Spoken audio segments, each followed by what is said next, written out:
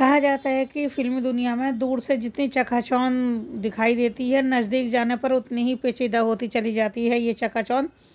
यहाँ पर कई लोग नाम, शोहरत, स्टारडम तो हासिल कर लेते हैं, लेकिन जब उन्हें नाकामी का सामना करना पड़ता है तो वो उसे बर्दाश्त नहीं कर पाते और काफ़ी कुछ ऐसे होते हैं जो गुमनामी में चले जाते हैं या उनके साथ कुछ बुरा हो जाता है।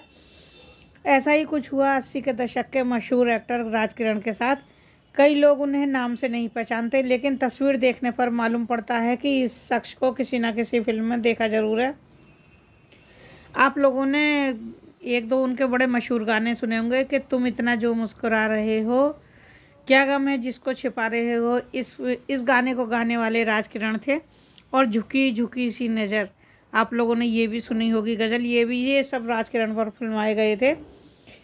तो 8 फिल्मों में उन्होंने बहुत अच्छे रोल किए थे। 1975 की फिल्म कागज़ की नाव से राजकिरण ने अपने हुनर का कारनामा दिखाना शुरू किया था और 1980 में उनकी एक साथ 8 फिल्में रिलीज हुई थी जो काफ़ी हिट रही थी, जिनमें से आप लोगों ने देखी होगी घर एक मंदिर थी, कर्ज थी, अर्थ थी।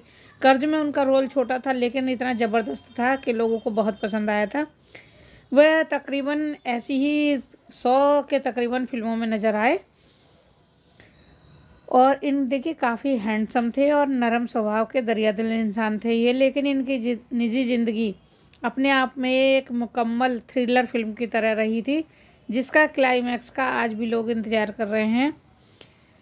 राजकिरण अचानक ही इंडस्ट्री से गायब हो गए।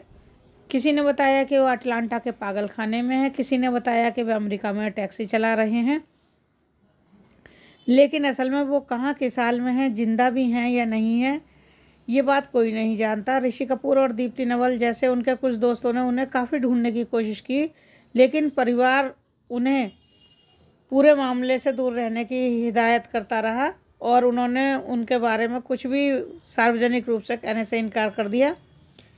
राजकिरण को आप सब लोग जानते ही हैं। राजकिरण मेहतानी का जन्म मुंबई में ही हुआ था। सिंधी परिवार में पैदा हुए थे राजकिरण और उनके एक भाई और थे जो इनके छोटे भाई थे। बी आर इशारा की फिल्म कागज़ की नाव 1975 में इन्हें मिल गई थी। इस फिल्म में उनकी हीरोइन सारिका थी। ये उनकी और इसी के बाद उन्हें 1977 में फिल्म मिली किस्सा कुर्सी का।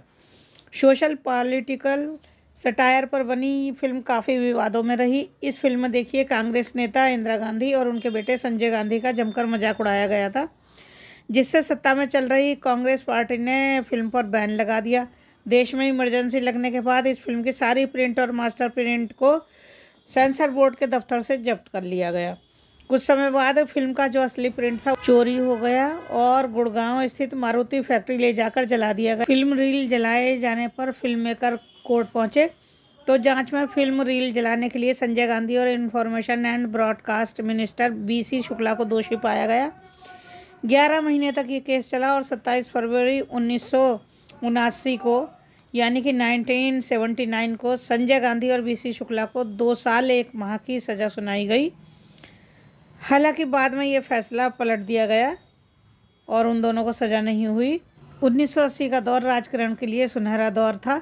उस समय एक नहीं बल्कि उनकी पूरी 8 हुई तो रिलीज होने वाली फिल्में उनकी बहुत अच्छी थी, जिसमें बम्बई का महाराजा, मान अभिमान, मनोकामना, नजराना प्यार का पतिता, साजन मेरे मैं साजन की और ये कैसा इंसाफ जैसी फिल्में थी। 1980 में जितनी फिल्में रिलीज हुई ज़्यादातर सब हिट रही थी। इसी साल राजकिरण ऋषि कपूर, टीना मुनीम और सिमी ग्रेवाल के साथ कर्ज में नजर आया होंगे आप लोगों को। आप लोगों ने ये फिल्म देखी होगी। इसके रोल से राजकिरण को देश भर में पहचान मिली। आज भी कई लोग सिर्फ कर्ज फिल्म की वजह से उन्हें काफ़ी जानते हैं।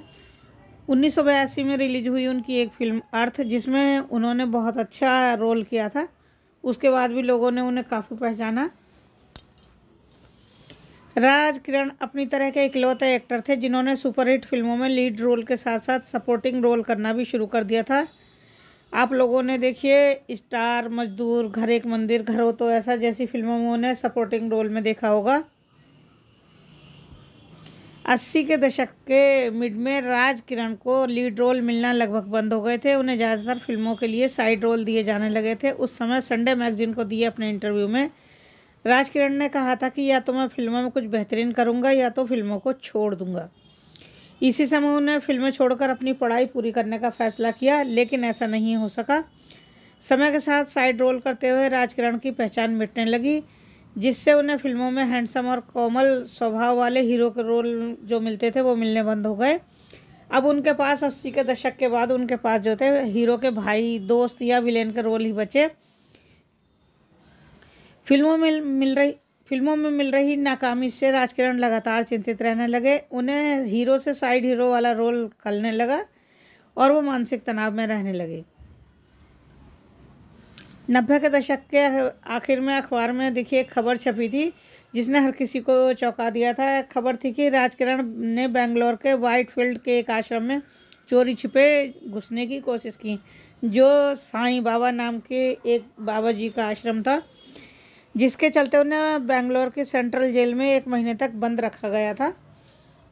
लेकिन वो सिर्फ आश्रम जाना चाहते थे। जब उनकी पत्नी ने उन्हें छोड़ा था तो वो आश्रम में रहने के लिए पहुंचे थे, लेकिन आश्रम वालों ने उन्हें अंदर नहीं घुसने दिया था, जिसकी वजह से उनको गिरफ्तार करके उन लोगों ने जेल भेज दिया था।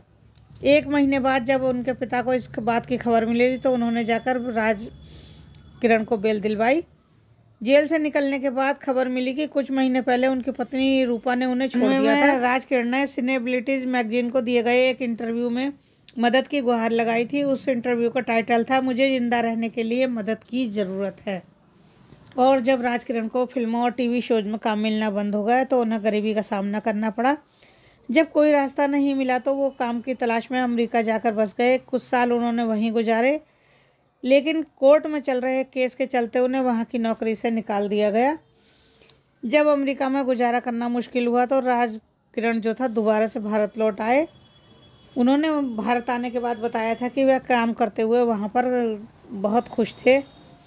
1997 में अपने दिए गए इस आखिरी इंटरव्यू के बाद से राजकिरण पूरी तरह से गुमनामी में रहने लगे और उन्होंने फिल्मी लोगों से दूरी बना ली और फिल्म इंडस्ट्री के किसी भी शख्स ने ना तो उनकी तरफ मदद का हाथ बढ़ाया ना ही उनकी खबर ली। कुछ सालों बाद जब राजकिरण पूरी तरह गुमनाम हो गए तो उनकी फिल्म हिप हिप हुर्रे, प्रेमजाल और घर हो तो ऐसा फिल्मों को कोई स्टार रही दीप्ति नवल ने एक फेसबुक पोस्ट के जरिए उनकी तलाश शुरू की। उन्होंने पोस्ट में लिखा था कि उन्हें फिल्म वर्ल्ड के एक दोस्त की तलाश कर रही हूँ मैं, जिसका नाम राजकिरण है। हमारे पास कोई खबर नहीं है। आखिरी बार सुना था कि वो न्यूयॉर्क में कैब चला रहे हैं। किसी के पास भी उनसे जुड़ी कोई खबर हो तो प्लीज़ मुझे ज़रूर बताएं। इस पोस्ट के बावजूद भी राजकिरण की किसी को खबर नहीं मिली। 2011 में ऋषि कपूर न्यूयॉर्क गए थे। वहां पर जाने के बाद उन्होंने राजकिरण के बारे में जानने की कोशिश की। राजकिरण के बड़े भाई ने बताया कि वो जिंदा हैं और मेंटल असाइलम में हैं और वहीं पर वे काम करते हुए अपने इलाज का खर्च निकालते हैं। ऋषि कपूर के इस बयान पर राजकिरण की बेटी जो थी वो बहुत ज़्यादा भड़क गई थी।